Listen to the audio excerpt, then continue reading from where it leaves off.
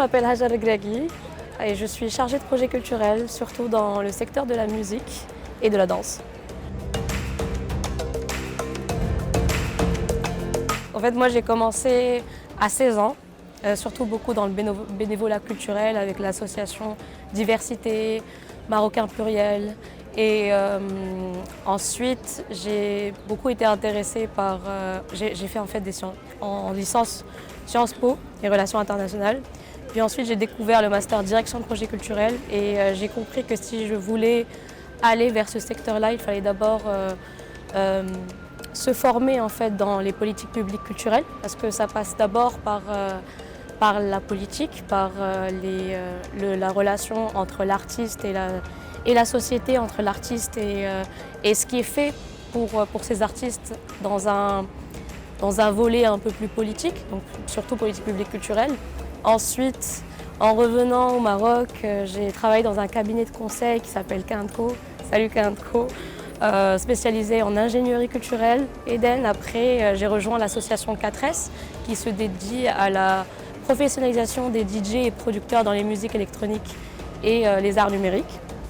Et en parallèle, j'ai commencé un petit travail de management et d'accompagnement d'artistes, surtout dans les musiques électro et maintenant plus très récemment dans la danse.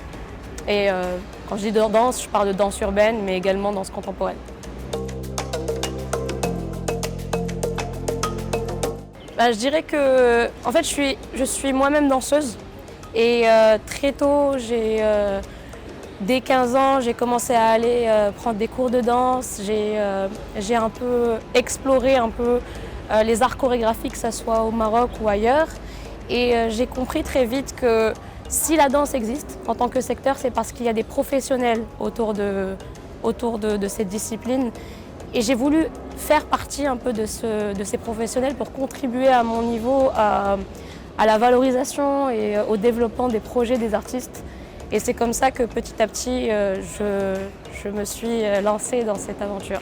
J'aimerais être l'une de ces personnes qui accompagnent ces artistes à concrétiser un peu plus leurs projets et à leur trouver des opportunités, des ponts. Il y a une expression que j'aime beaucoup, c'est être tisseur de liens.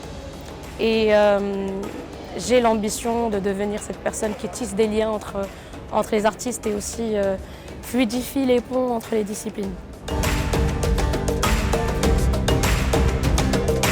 Alors là, c'est un projet qui me tient vraiment beaucoup à cœur. Il s'appelle Souk Rasek. Souk Rasek, c'est un dispositif qui est déployé par le festival Boulevard, d'ailleurs qui est présent à Visa for Music en collaboration avec l'association 4S dont j'ai déjà parlé. C'est un dispositif de sensibilisation à la violence basée sur le genre en milieu festif. Donc, concrètement, on a des stands dans les festivals avec des bénévoles et des experts en psychologie clinique sensibles à ces sujets-là de violence basée sur le genre, où on donne au public de la documentation, des informations autour et de la sensibilisation autour de ces sujets-là. On a des workshops autour de ces thématiques, des one-on-one sessions gratuites avec des psychologues cliniciens qui sont là pour accueillir des victimes de VBG en festival, mais également ce qu'on appelle un dispositif de maraude. Donc, il y a des bénévoles entraînés à ce sujet-là qui peuvent intervenir dans le festival au cas où il y a des exemples de VBG.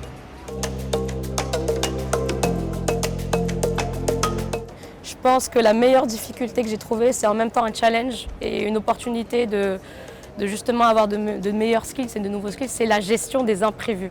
Dans un festival, il y a énormément de choses qui se passent. Plein de départements, c'est comme des petits soldats à l'œuvre. Et ça leur arrive, ces soldats, de face un problème.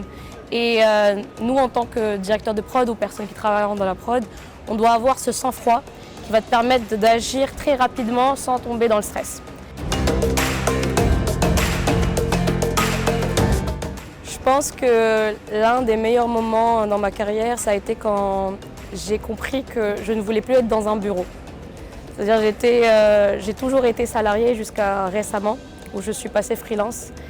Et j'ai compris que ça ouvrait de nouvelles portes d'une certaine manière. Alors un message hyper important, suite à des choses qui se sont passées récemment.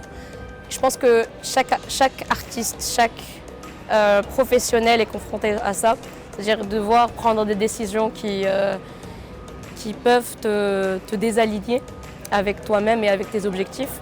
Je pense que le plus important, c'est de rester aligné avec soi pour pouvoir dormir le soir tranquille et ne pas justement être esclave d'un système qui va te pousser finalement à être différent de ce que tu es.